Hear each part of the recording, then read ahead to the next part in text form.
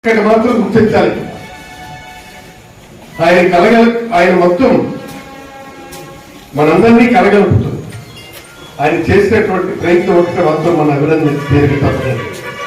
ఎందుకంటే ఆయన చాలా స్పష్టంగా ఉన్నారు. నా కార్యకర్తల మనోభావాలను నేను తెలుసుకోవాలి. ఆయన తెలుసుకున్నటువంటి అభిమానాల్ని మనం ఖచ్చితంగా దాన్ని క్రిస్టలైజ్ కావాలి. మనం ఎవరి కోసమైతే ఈ ప్రయత్నం చేస్తున్నాం అది వారి కోసం అందివ్వాలి. అందుకోసం నేను ఏం చేయాలన్నటువంటిదే ఆయన ప్రయత్నం చేస్తున్నాం.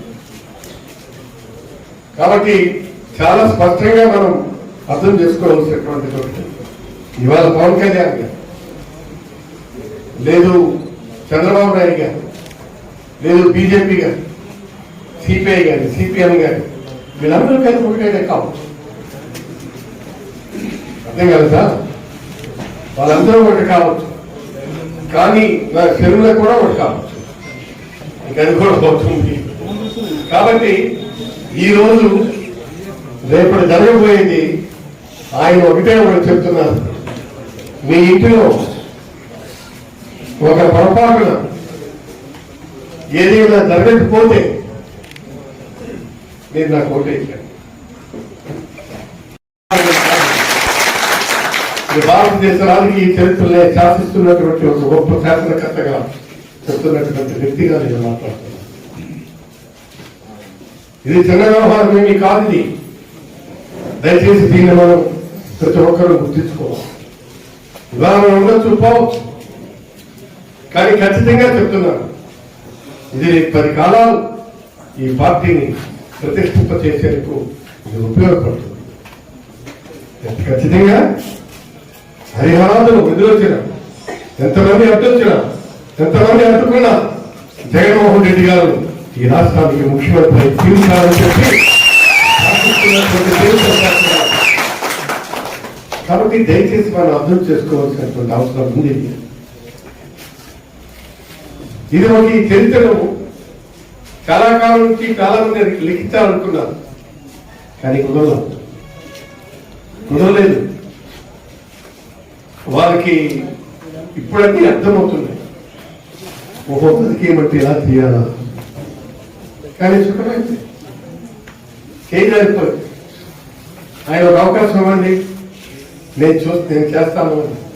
నీకు అవకాశం ఇస్తున్నా సుఖం లేదు కదా. నీకు 3 తరాలు అవకాశం ఇస్తాను.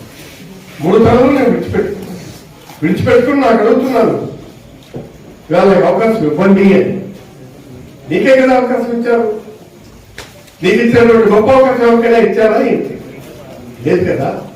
మరి అలాంటప్పుడు ఇవాళ వచ్చి నాకు అవకాశం ఇవ్వండి అనడంలో తెలియదులో మీకే కాదు. ఖచ్చితంగా స్పష్టమైనటువంటి అభిప్రాయంతో ప్రజలున్నారు, మనం ఉన్నాం. కాబట్టి మన అభిప్రాయం ఎప్పుడు కూడా ఉన్న బదులు కొట్టేటట్టు ఉన్నాం. అందుకే ఆయన చెప్తున్నారు, నేను ఇచ్చినటువంటి మాట మీకు ఎప్పుడైనా సరే కష్టం కలిగించిన, నేను ఇబ్బందులు పెట్టాను, మీరు దాన్ని భరించాల్సినటువంటి అవసరం ఏంటి? ఖచ్చితంగా నో ఎక్కడ కూడా మనం దీన్ని నో అని చెప్పడానికి లేదు.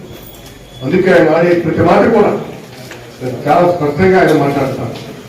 అందుకే మనం వేసే ప్రతి అడుగు కూడా అది మనకి మన పార్టీకు మన ఆలోచనకు ఖచ్చితంగా ప్రతిఫలించే విధానంలో ఉన్నటువంటి ఆలోచన. అందుకే మీ అందరికీ మనం చేస్తున్నాను, రేపు ఎల్లుండి అదే 27వ తారీఖున చాలా స్పష్టంగా జగన్మోహన్ రెడ్డి గారు మాట్లాడేది ప్రతి ఒక్కటి కూడా మనం విని తీరాల్సిందే.